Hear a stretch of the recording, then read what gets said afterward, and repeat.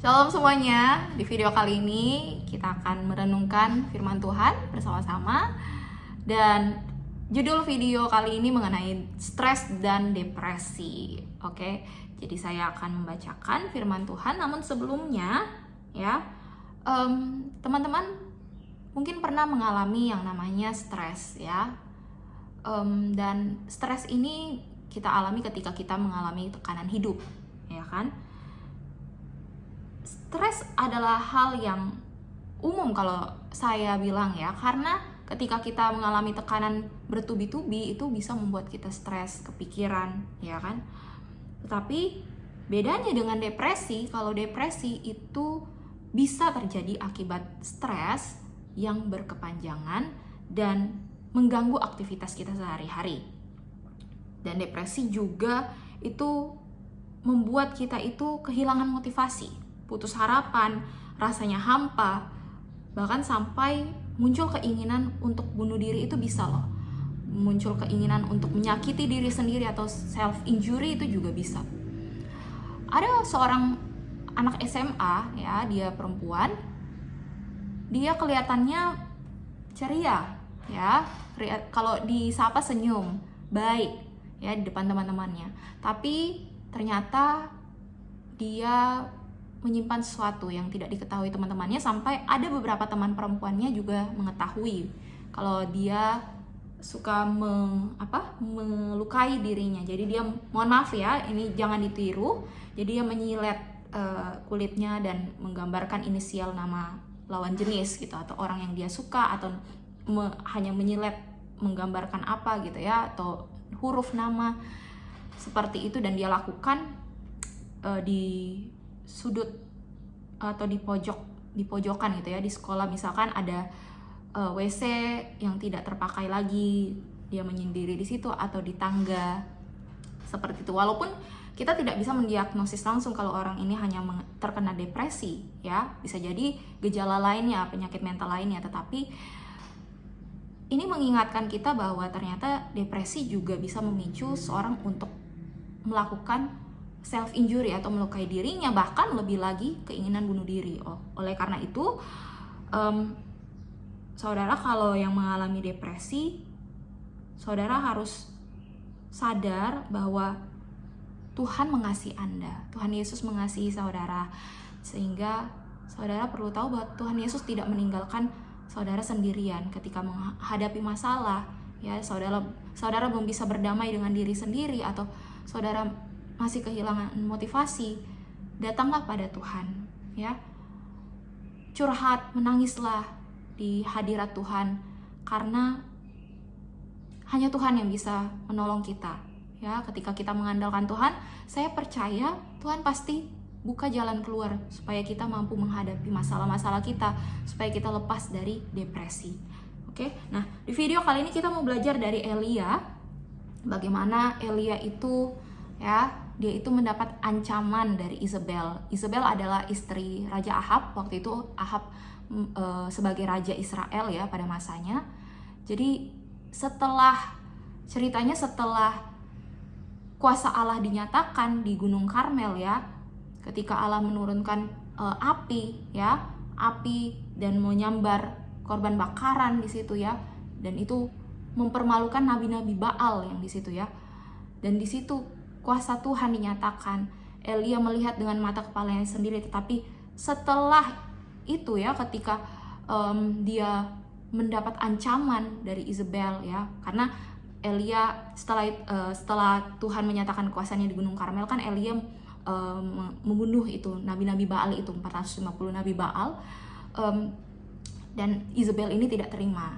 Dia mengancam Elia kalau Elia juga mau dibunuh. Elia malah ketakutan, padahal sebelumnya dia melihat kuasa Allah. Dia melihat dengan mata kepalanya sendiri, kuasa Allah terjadi ya. Api turun dari langit, menyambar korban bakaran ya. Kemuliaan Tuhan dinyatakan, tetapi tetap Elia mengalami ketakutan.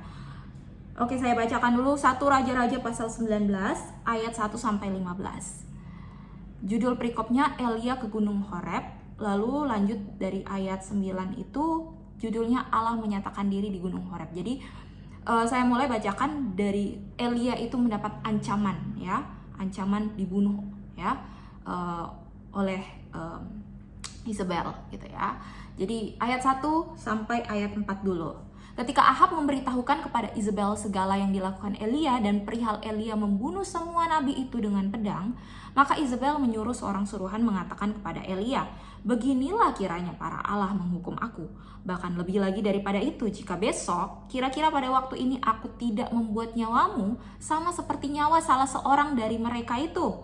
Maka takutlah ia lalu bangkit dan pergi menyelamatkan nyawanya. Dan setelah sampai ke Beersheba yang termasuk wilayah Yehuda, ia meninggalkan bujangnya di sana. Tetapi ia sendiri masuk ke padang gurun sehari perjalanan jauhnya, lalu duduk di bawah sebuah pohon arar. Kemudian ia ingin mati, katanya. "Cukuplah itu. Sekarang ya Tuhan, ambillah nyawaku, sebab aku ini tidak lebih baik daripada nenek moyangku." Oke, sampai situ dulu. Jadi ayat ketiga tadi bahkan dituliskan, ya, Elia itu takut, dia bangkit, dia pergi menyelamatkan nyawanya. Kalau di media sosial itu ada hashtag kabur aja dulu. Nah, seperti itu, ya. Elia kabur menyelamatkan diri, ya. Tapi sampai di Beersheba yang masih dalam wilayah Yehuda, ia tinggalkan bujangnya. Elia meninggalkan bujangnya di sana, ya. Lalu ayat keempat, Elia masuk ke padang gurun. Diceritakan Elia masuk ke padang gurun berapa lama? Sehari perjalanan jauhnya. Saking takutnya dia dengan ancaman si Isabel yang mau membunuh dia, ya, Elia ini pokoknya berusaha melarikan diri sejauh mungkin, ya. Jadi dia masuk ke padang gurun, sehari perjalanan, lama banget itu, ya. Padang gurun lagi, ya. Lalu dia duduk di bawah pohon arar. Dia bilang pada Tuhan. Dia cerita. Dia jujur pada Tuhan, dia berdoa, "Cukuplah itu, sekarang ya Tuhan ambillah nyawaku, sebab aku ini tidak lebih baik daripada nenek moyangku." Bukankah ini menunjukkan, ya, tanda depresi dari seorang Elia seorang nabi utusan Allah, ya, yang sebelumnya melihat sendiri kuasa Tuhan dinyatakan di Gunung Karmel, tetapi setelah mendapat ancaman mau dibunuh, malah dia ketakutan. Padahal kalau dipikir-pikir, ya, Tuhan itu bisa memakai segala cara untuk melindungi Elia yang dikehendaki Tuhan, ya, cara yang dikehendaki Tuhan. Kenapa harus mengalami ketakutan? Kalau memang belum waktunya, ya belum dipanggil Tuhan, seperti itu loh. Tapi Elia mengalami ketakutan lebih dulu. Makanya di sini kita perlu sadar, ya, ketika kita mengalami stres, ya, kita menghadapi masalah keuangan misalkan, ya, kita merasa bahwa keuanganku semakin menipis, apalagi tahun ini, tahun 2025, dimana kabar tentang ekonomi, ya, itu ekonomi Indonesia semakin sulit, ya kan. Arus perputaran uang itu juga tidak seperti sebelumnya karena dampak PHK, pengangguran di mana-mana, ya kan. Orang kalau tidak bekerja bagaimana mau memiliki daya beli yang kuat, ya kan, tidak ada pemasukan. Nah, jadi kalau kita mengalami stres karena masalah keuangan, begitu juga kalau kita mengalami stres karena kita menghadapi konflik dalam keluarga, ya, kita perlu sadar bahwa Tuhan tidak membiarkan kita sendirian. Saudara, saya punya kesaksian seperti ini. Ketika saya mengalami kondisi, ya, dimana dalam dompet saya itu uang saya sisa 5.000. Yang saya ingat, ya, 5.000. Dan waktu menunjukkan tengah hari, saya belum makan. Di situ saya lapar sekali. Saya tahu saya masih ada uang, tapi saya sisihkan memang untuk tabungan masa depan saya. Ya, jadi saya berusaha untuk disiplin di bagian situ, untuk menabung, ya, karena saya perlu punya tabungan gitu. Tetapi, ya, yaitu saya harus menahan lapar karena uang saya sisa 5.000. Saya berpikir, saya beli telur aja lah. Telur kan berapa paling? Bisa 2.000, 2.500, beli 2, 5.000, ya. Karena sudah sangat lemas, ya, karena belum makan, jadi saya duduk dulu. saya duduk dulu sambil menahan kelaparan, sambil lemas, mengumpulkan tenaga begitu ya untuk beli keluar, karena kalau beli keluar kan naik kendaraan lagi, pergi lagi gitu ya. Jadi saya duduk dulu ya setelah saya melakukan kegiatan sebelumnya. Tapi di waktu itu juga ada seorang tetangga ya datang ke tempat usaha yang saya jaga ini ya. Jadi saya ini menjaga usaha, ada usaha orang. Dia beli air galon gitu. Jadi dia kasih saya uang 10.000 ya. Puji Tuhan loh. Di waktu saya mengalami kelaparan, di waktu uang saya sisa 5.000 di dompet, Tuhan itu tidak tinggal diam. Tuhan itu tidak biarkan saya kelaparan.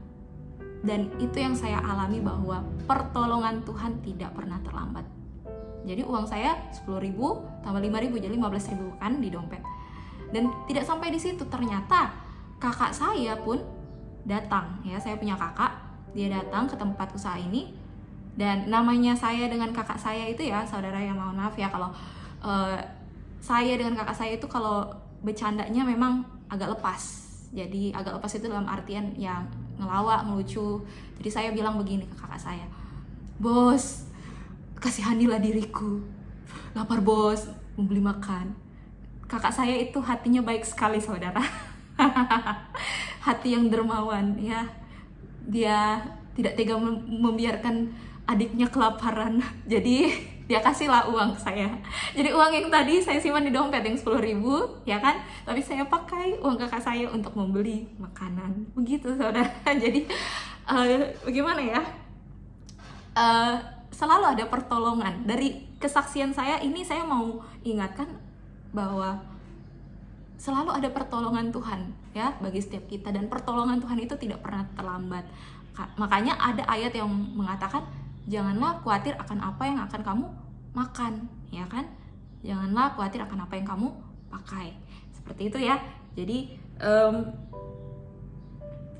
kembali lagi tadi ya, respon kita ketika kita menghadapi ketika kita mengalami stres, bahkan depresi, nomor satu ialah sadarilah bahwa Tuhan tidak membiarkanmu sendirian. Amin. Oke. Nah, saya bacakan dulu ayat 5 sampai ayat 6. Sesudah itu ia berbaring dan tidur di bawah pohon arar itu. Tetapi tiba-tiba seorang malaikat menyentuh dia serta berkata kepadanya, "Bangunlah, makanlah." Ketika ia melihat sekitarnya, maka pada sebelah kepalanya ada roti bakar dan sebuah kendi berisi air. Lalu ia makan dan minum, kemudian berbaring pula. Bayangkan Elia ya.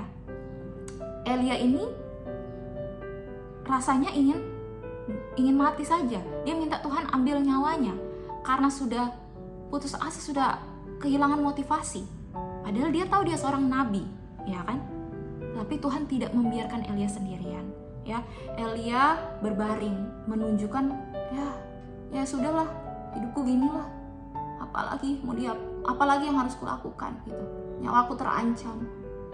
Nabi-nabi lainnya sudah pada dibunuh, tinggal aku sendirian di sini. Ngapain lagi sudah? Aku udah di padang gurun. Padang gurun ada apa sih? Mau makan apa? Mau minum apa? Sudah baring aja.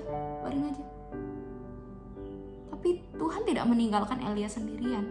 Ya, Tuhan mengutus malaikatnya. Makanya dituliskan, tetapi tiba-tiba seorang malaikat menyentuh dia serta berkata kepadanya, "Bangunlah, makanlah."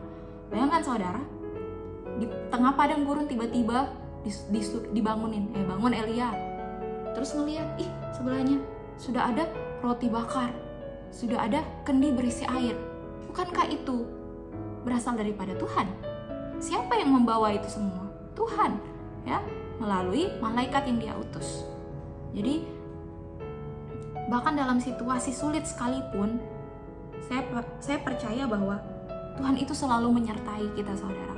Ya, ketika Anda berjalan bersama dengan Tuhan, Tuhan pasti memegang tangan Anda, dan Tuhan tidak meninggalkan Anda, Tuhan tidak membiarkan Anda sendirian. Oleh karena itu, sadarilah ya, dan kita belajar dari Elia. Ya, percayalah bahwa apa yang Tuhan berikan itu pasti baik bagi kita. Kalau Tuhan izinkan kita melewati proses ya, dimana kita mengalami seperti di tengah padang gurun ya, Tuhan izinkan Elia loh lari ke padang gurun ya. Buat apa coba? Padahal Tuhan tidak suruh Elia ke padang gurun, pergilah ke padang gurun, beritakanlah atau sampaikanlah pesanku. Tidak ya, itu kemauan Elia sendiri ya. Tetapi lewat kisah hidup Elia, Tuhan bisa memakai caranya ya untuk menyadarkan Elia bahwa Elia, kamu harus bangkit. Saudara yang mengalami stres, saudara yang mengalami depresi, saudara harus bangkit. Karena ya Tuhan beserta dengan saudara, Tuhan mengasihi saudara.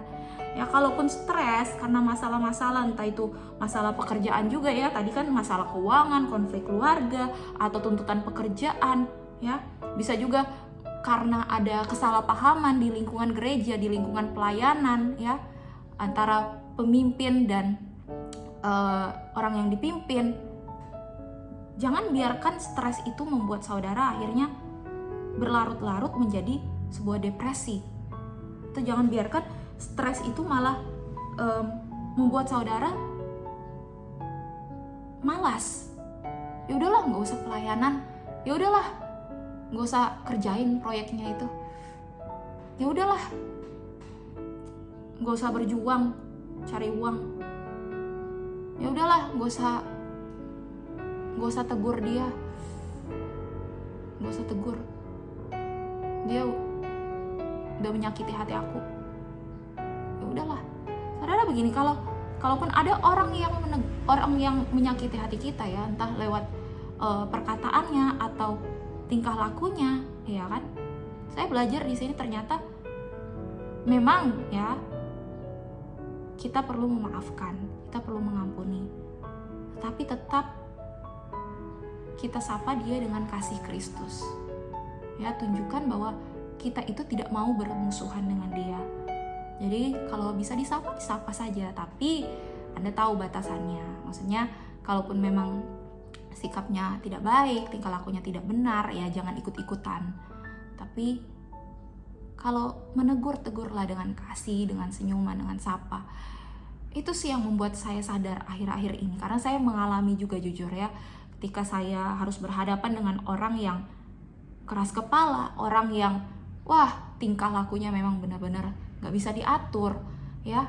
Bahkan dia, tanda kutip ya, dia itu menyembunyikan sesuatu di belakang saya. Dia tidak jujur ya. Ada kelicikan gitu loh, ada kepura-puraan. Awalnya saya tidak mau menegur, saya merasa orang ini nggak bisa dikasih tahu, orang ini nggak bisa nggak bisa dibilangin baik-baik begitu. Ya saya tidak mau tegur sampai titik dimana saya menyadari bahwa kalaupun kita mau sapa, kalaupun mau tegur. Kita tanya, ada yang bisa dibantu kah? Mau saya bantu kah? Itu gak masalah saudara. Justru lewat situ kita menunjukkan kasih Kristus. Begitu ya. Itu yang saya pelajari baru-baru ini gitu ya. Dan saya rindu membagikan ini juga supaya ini menjadi renungan bagi kita semua. Amin. Jadi itu dia ayat ke-6 tadi sudah ya.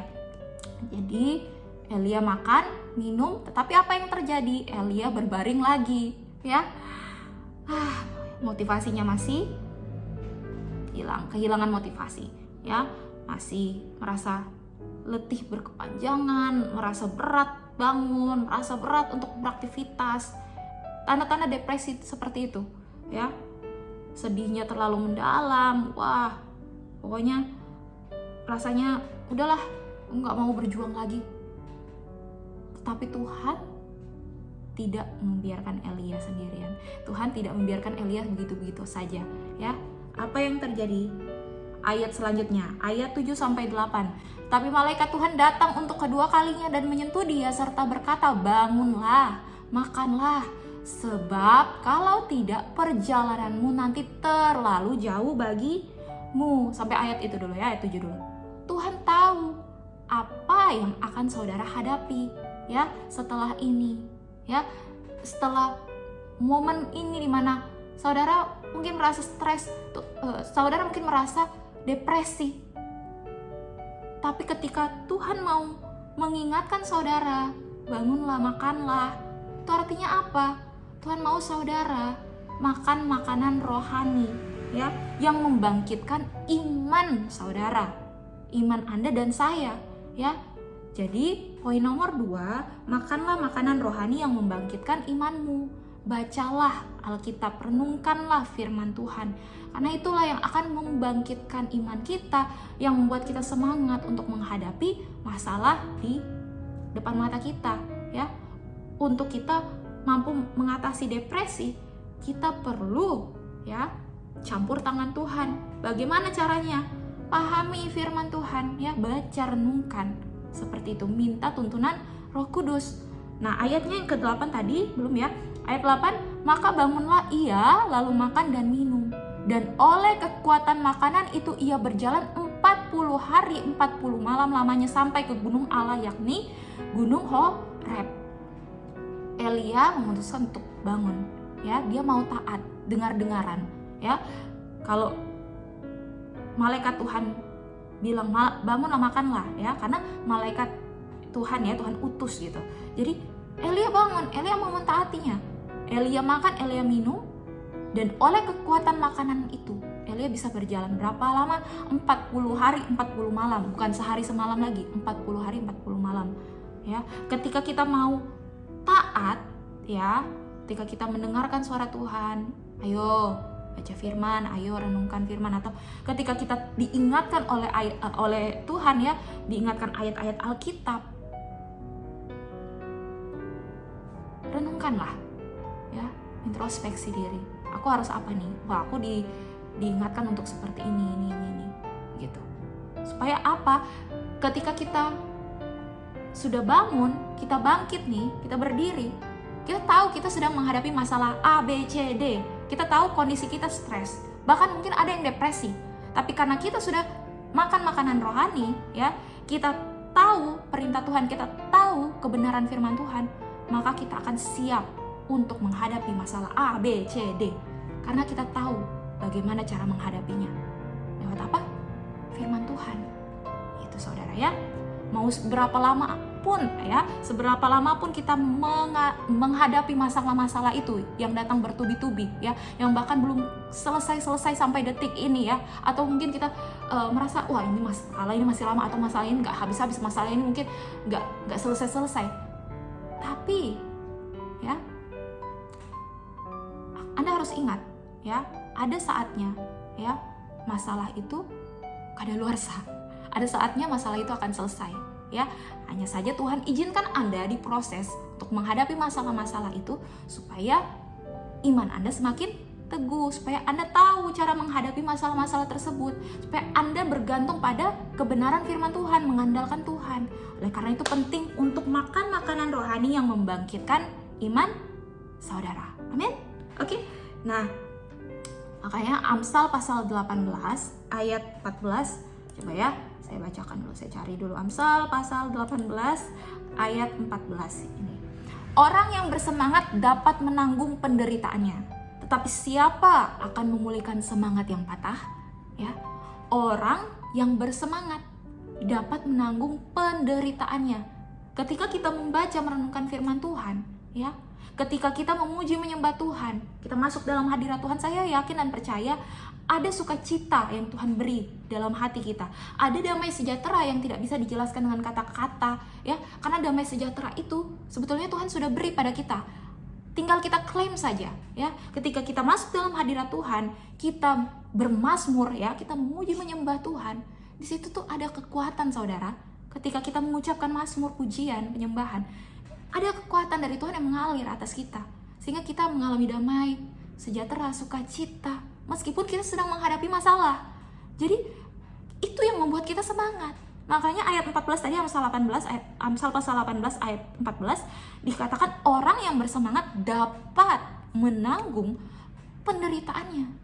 Kuncinya itu bangun hubunganmu dengan Tuhan. Itu saudara, ya.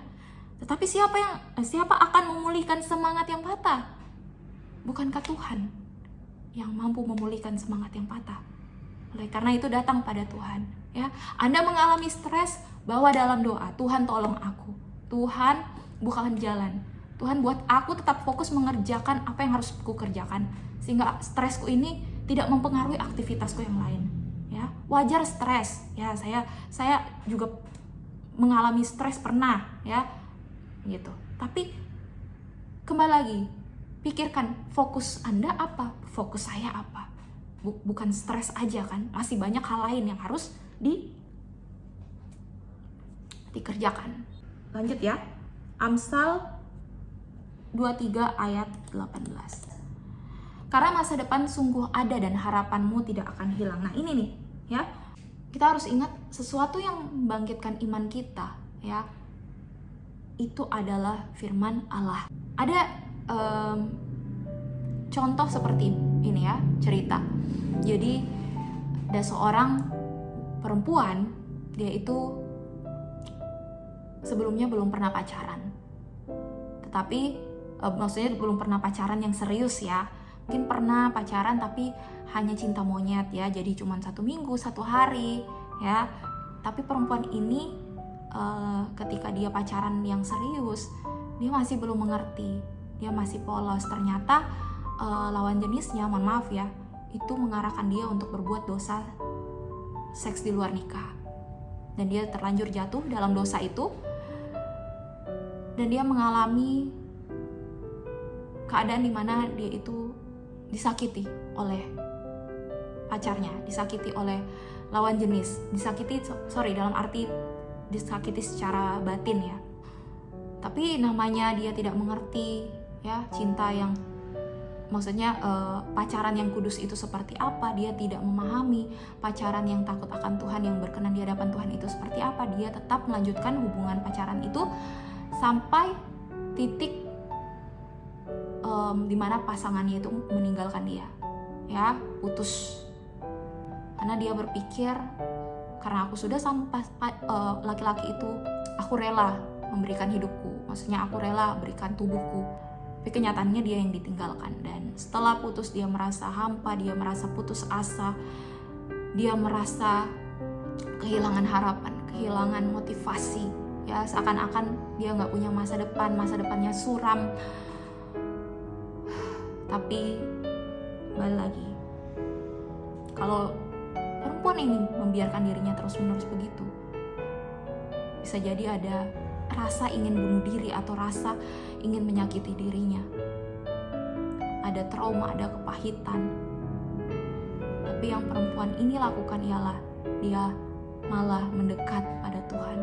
Dia minta ampun, dia sujud berlutut, ya, sujud tersungkur menyembah Tuhan, minta ampun. Dia bertobat, dia rindu untuk dipulihkan, diselamatkan Tuhan. Sehingga apa? Dia membuka hatinya, ya, membiarkan dirinya untuk dijamah Roh Kudus, dituntun untuk bisa bangkit kembali. Karena dia membaca Alkitab, dan yang dia ingat, ya, yang dia baca waktu masa-masa keterpurukannya itu dari Roma pasal 12 ayat 1 dan 2. Karena itu saudara-saudara, demi kemurahan Allah, aku menasihatkan kamu supaya kamu mempersembahkan tubuhmu sebagai persembahan yang hidup, yang kudus, dan yang berkenan kepada Allah. Itu adalah ibadahmu yang sejati. Ayat 2, janganlah kamu menjadi serupa dengan dunia ini, tetapi berubahlah oleh pembaharuan budimu sehingga kamu dapat membedakan manakah kehendak Allah, apa yang baik, yang berkenan kepada Allah, dan yang sempurna.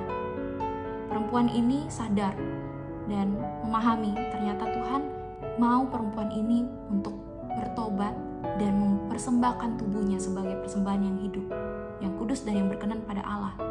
Mungkin ada di antara wanita-wanita yang pernah mengalami kejadian serupa ya, seks di luar nikah. Mungkin ada di antara kita yang merasa, aku udah gak layak lagi, aku udah kotor, hina, jijik, aku udah gak layak lagi datang mendekat pada Tuhan.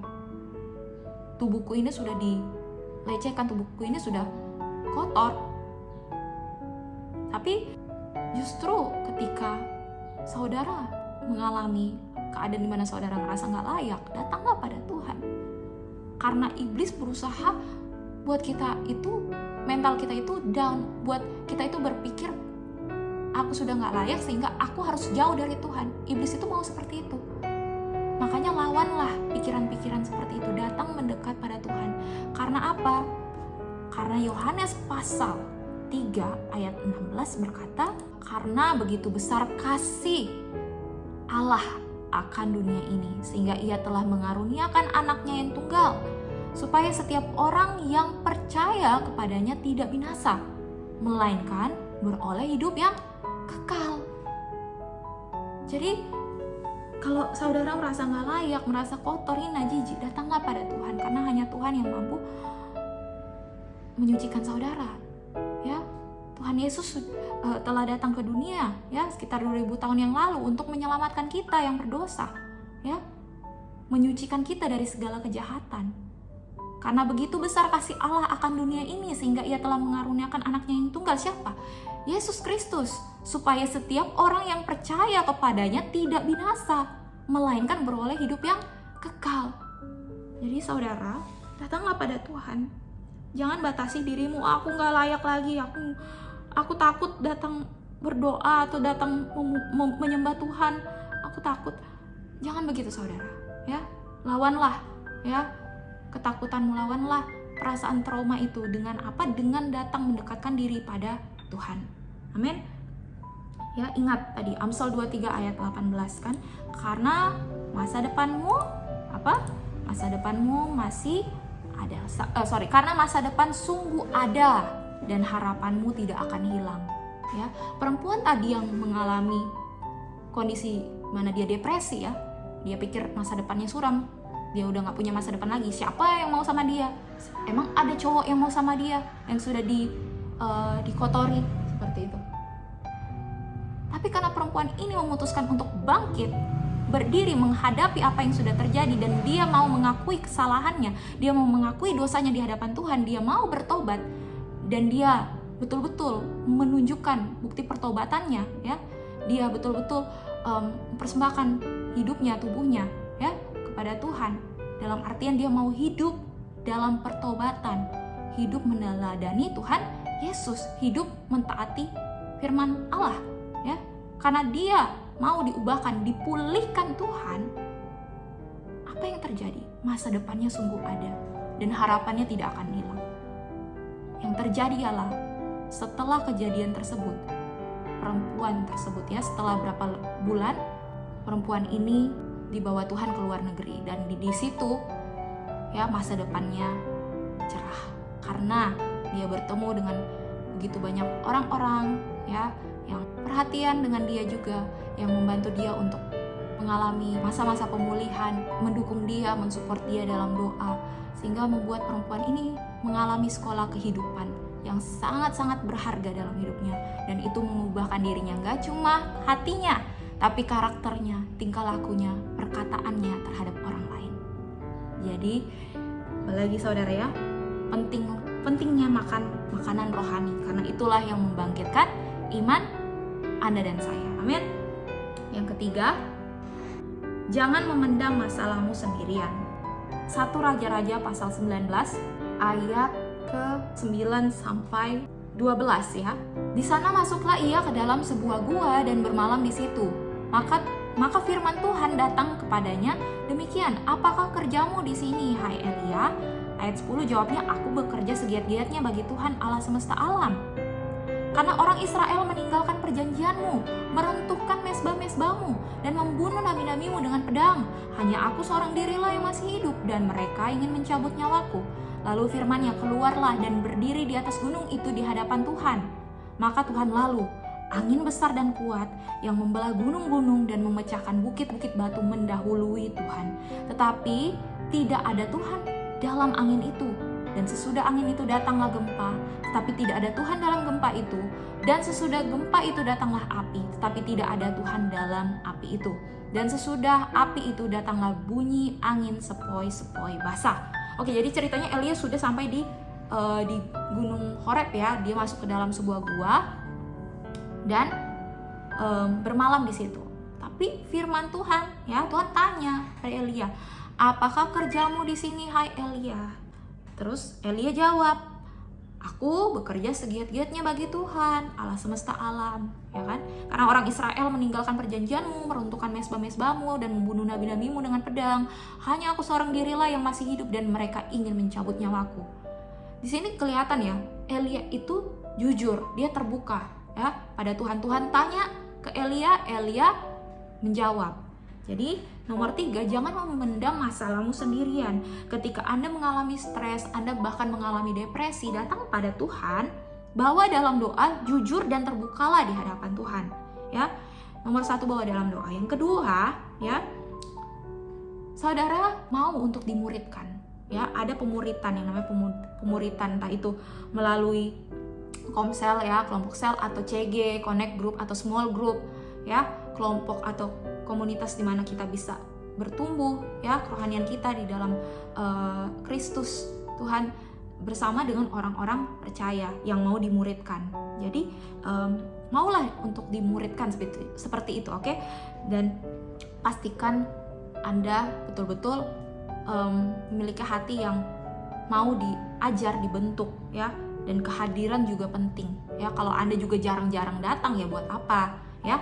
Jadi kehadiran juga perlu ya, oke? Kehadiran yang kalau bisa sih dijaga konsisten, tapi kalau memang ada hal-hal yang tidak bisa dihindari ya, misalkan ada kegiatan lain ya Anda perlu komunikasikan juga dengan pemimpin di grup Anda atau di kelompok Anda. Yang ketiga, sharing ke pemimpin rohani. Nah ini dia, ketika kita memiliki masalah ya, membuat kita stres, depresi, kita jangan biarkan itu tersimpan terus-menerus ya, tapi keluarkan, entah itu lewat doa dan sharing ke pemimpin rohani juga gitu ya. Jadi sharing ke pemimpin rohani yang Anda percayai, saudara. Ya, ketika Anda sharing, Anda menceritakan, maka minta dukungan dalam doa ya. Karena ketika 2-3 orang berkumpul di situ Tuhan hadir di tengah-tengah mereka. Jadi sharing ke pemimpin rohani yang Anda percayai. Dan kemudian nomor 4 ya, jangan biarkan stres dan depresi menjauhkanmu dari panggilan Tuhan. Oke, ayat 13-15. Segera sesudah Elia mendengarnya, ia menyelubungi mukanya dengan jubahnya, lalu pergi keluar dan berdiri di pintu gua itu. Maka datanglah suara kepadanya yang berbunyi, apakah kerjamu di sini hai Elia? Jawabnya, aku bekerja segiat-giatnya bagi Tuhan Allah semesta alam, karena orang Israel meninggalkan perjanjianmu, meruntuhkan mezbah-mezbahmu dan membunuh nabi-nabimu dengan pedang.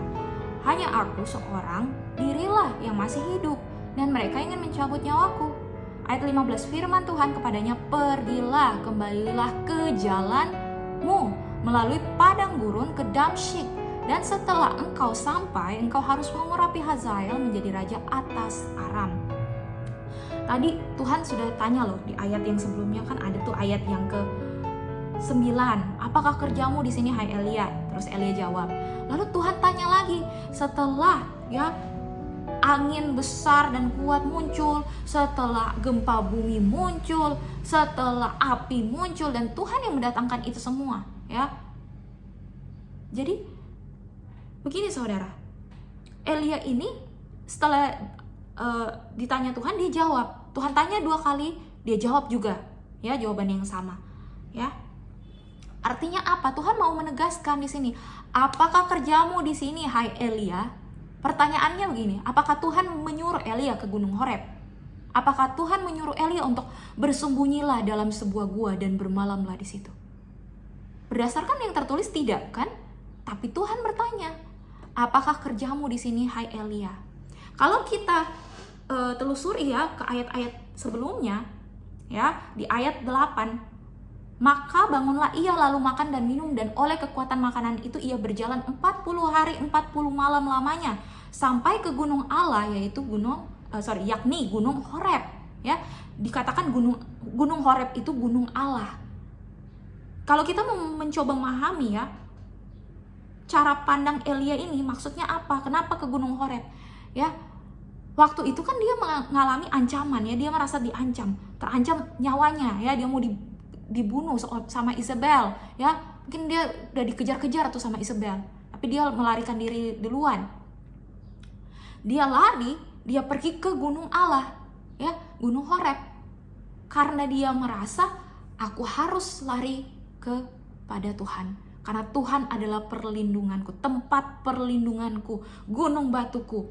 Aku mau berlindung ya, aku mau berlindung pada Tuhan, karena Tuhan pasti bisa melindungiku. Makanya dia pergi ke Gunung Horeb ya, karena ditulis Gunung Horeb itu gunung Allah ya.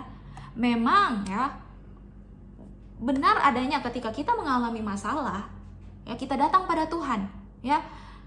Tidak salah ketika kita mau datang ibadah minggu ya, ibadah hari Minggu di gereja, itu benar adanya, itu sudah betul. Makanya Tuhan tidak melarang kan Elia ke Gunung Horeb. Tuhan tidak melarang kita untuk kita datang ke gereja.